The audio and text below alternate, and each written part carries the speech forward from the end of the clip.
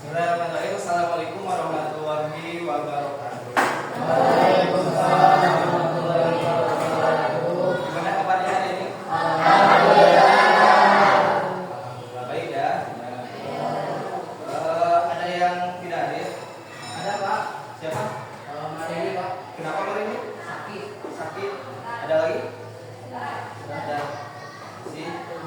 Sebelum kita mengawali aktivitas belajar, alangkah baiknya kita berdoa. Silakan ketua bisa dipimpin. Sebelum belajar kita doa mulai.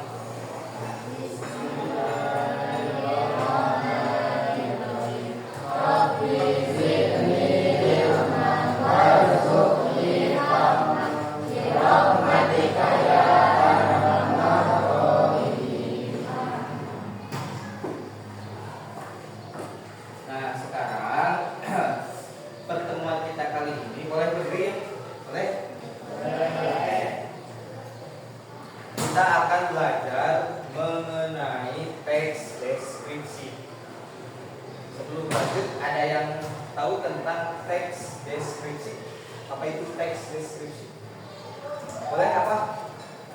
Jadi yang saya tahu teks deskripsi itu adalah teks yang menjelaskan suatu objek atau subjek. Ya, betul. Kita untuk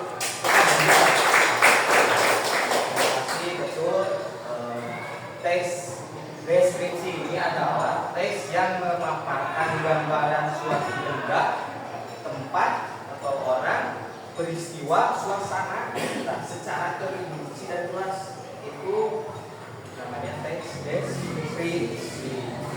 Misalkan coba deskripsikan tentang teman kalian. Nah, teman kalian, misalkan Dina itu seperti apa, suka apa, umurnya berapa, ayahnya siapa, secara jelas tentang benda, orang atau benda bisa. Nah, itu teks deskripsi dapat dipahami. Ya. Di sini Bapak punya contoh teks deskripsi. Nah, ini akan dibagikan. Coba kalian dibikin 3 kelompok ya. Udah bisa kelompok 1, 2, 3. Ya. Jadi pas depan satu kelompok 4 orang ya. Ini contoh teks deskripsi. Nah, ini coba dibaca secara cepat ya. Secara cepat dibaca. Silakan diskusi dengan teman kelompok kalian. Bisa dibaca. Dan juga kalian menyusun pertanyaan.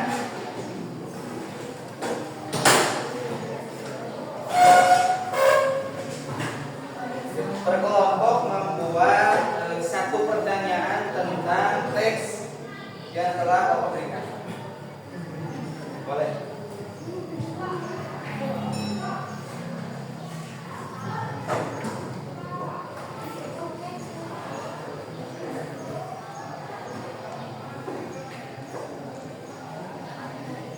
Sudah dibaca? Boleh. Belum? Dan juga bikin pertanyaan dan satu kelompok membuat satu pertanyaan mengenai teks yang telah memberikan.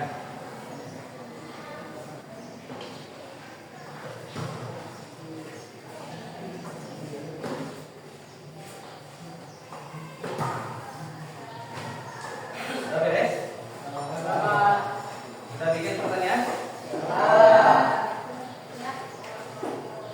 Nah, sebelumnya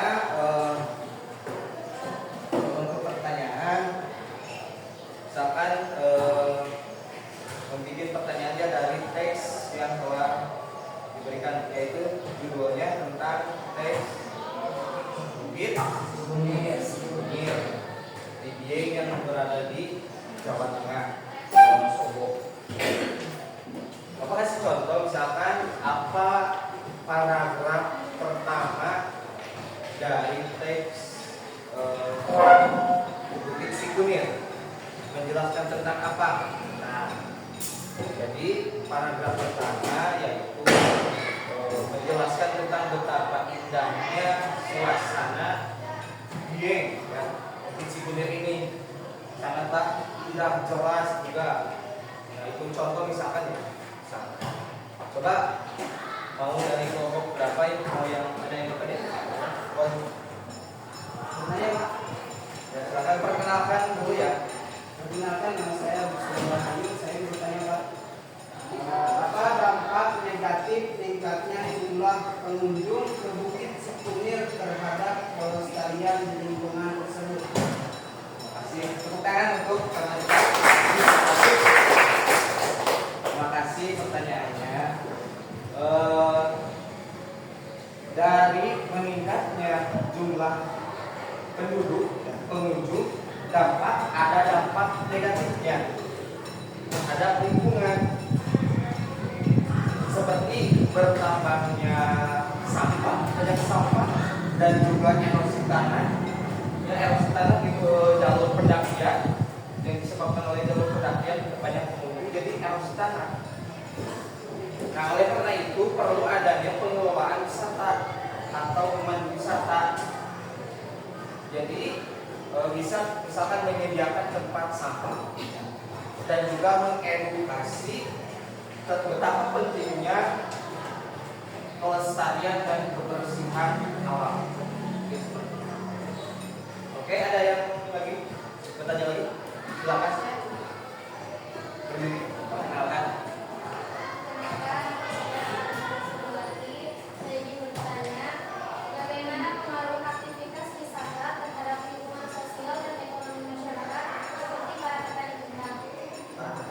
Terima kasih, tepuk tangan untuk penyampaiannya. Nah, pengaruh aktivitas yang ada di Bukit Sikunir ini memberikan dampak juga positif. Apa dampak positifnya? Banyak warga di Bukit Sikunir itu banyak yang beralih atau menambah penghasilan dengan menjual makanan atau minuman, khususnya petani kentang tadi menjual hasil taninya kepada pengunjung atau wisatawan. Jadi warga yang ada di Bukit Sikunir ini bisa menambah penghasilan seperti itu. Nah, sekarang ada yang bertanya lagi? Silakan. Perkenalkan, nama saya Rizky Amalia. Saya bertanya, mengapa Bukit Sikunir menjadi tempat favorit dibandingkan tempat lain? Oke, terima kasih, tepuk tangan untuk saudara. Nah, kenapa sih tempat Bukit Sikunir ini menjadi tempat favorit? Di antaranya ya bisa banyak wisatawan atau pengunjung itu mudah mendaki ke Bukit Sikunir, dan juga letak Bukit Sikunir ini lebih strategis, jadi mudah didaki sehingga banyak wisatawan yang mengunjungi tempat Bukit Sikunir ini. Dan juga Bukit Sikunir menyuguhkan alam yang indah, sunrise-nya yang indah dan juga sejuk, jelas seperti itu, sehingga tempat Bukit Sikunir ini menjadi tempat favorit. Nah, terima kasih ya pada kalian yang sudah bertanya.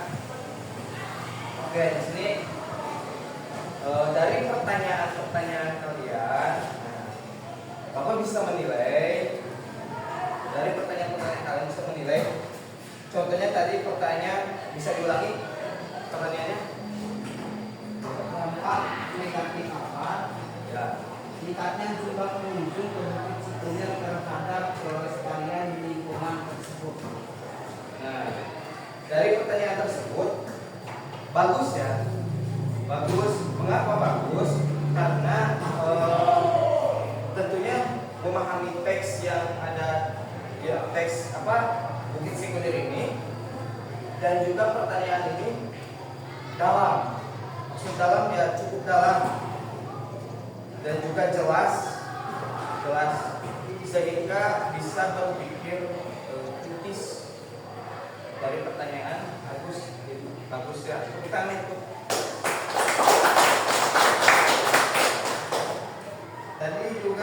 pertanyaan dari Ara ya tentang petani apa? Kendang. Pertanyaan ini jelas. Mengapa jelas? Karena fokus kepada dampak sosial dan ekonomi masyarakat. Jadi pertanyaan yang pertanyaan itu dalam yang karena mengajak kita berpikir secara kritis tentang hubungan wisata, sosial dan ekonomi masyarakat yang ada di titik sini. Terima kasih Kara atas pertanyaannya. Tepuk tangan untuk Kara. Dan juga tadi pertanyaan terakhir ya Amel ya. Apa sih tadi pertanyaannya? Apa? Bisa diulangi? Tempat favorit.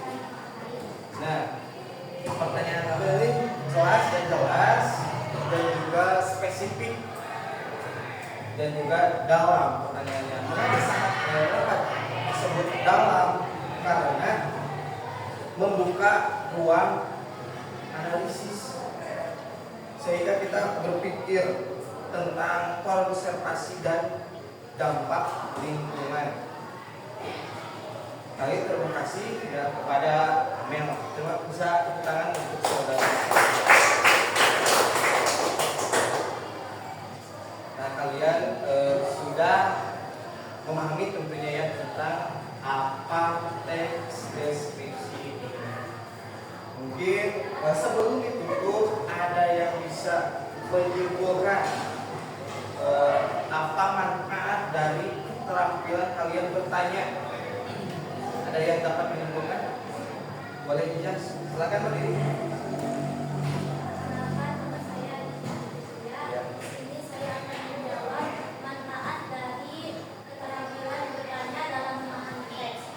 Jadi yang saya rasakan ada beberapa manfaat, yaitu 1. Menumbuhkan rasa ingin tahu, 2. Meningkatkan berpikir secara kritis, 3. Bisa mengukur pemikiran pemahaman saya dalam memahami teks.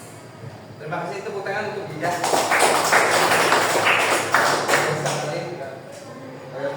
Penyimpulan dari saudari Jija dari keterampilan bertanya banyak yang makanya jadi menambahkan rasa ingin tahu.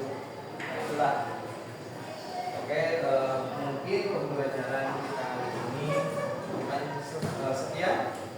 Sebelum ditutup, boleh kita berdoa dulu. Silakan bisa dipimpin. Setelah melaksanakan kita belajar dan berdoa,